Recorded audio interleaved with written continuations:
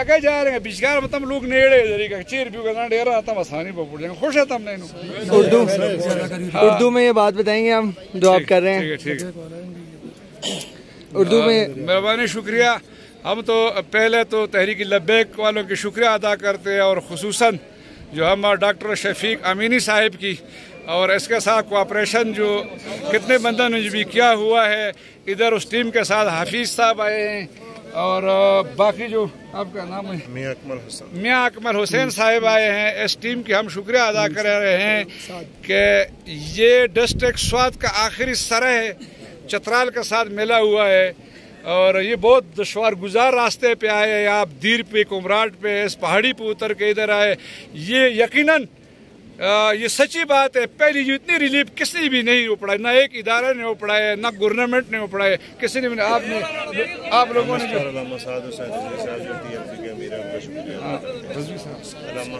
ہاں.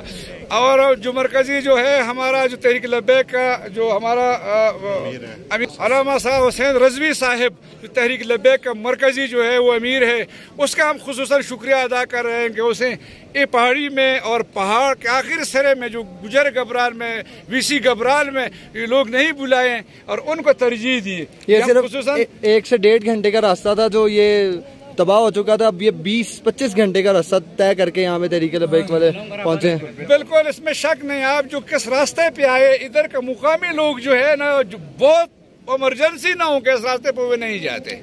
مقامی لوگ بھی نہیں جاتے. جو آپ جو لوگوں نے کتنی تکلیف اٹھائی ہم آپ کے بھرپور شکریہ ادا کرتے اور رضوی صاحب کو ہم یہ اپیل کرتے اور ڈاکٹر شفیق صاحب کو بھی ہم امینی صاحب کو بھی ہم اپیل کرتے تحریک لبیک کو یہ اپیل عرض کرتے کہ انشاءاللہ اس متاثرین کو آئندہ بھی نہ بھولیں اور آئندہ بھی آپ کے وساطت کتنی بھی امداد و ریلیف و ترجیح ان لوگوں کو دینے چاہیے. یہ ہم اپیل کرتے ہیں. اس میں ہم یہ کہنا چاہیں گے کہ قائد ملت اسلامیہ علامہ سعد حسین رضوی صاحب آپ کے حکم کے مطابق جب تک مکمل بحالی نہیں ہو جاتی تحریک لبیک کا ہر کارکن ہر ذمہ دار آپ کے ساتھ کھڑا ہے اور اس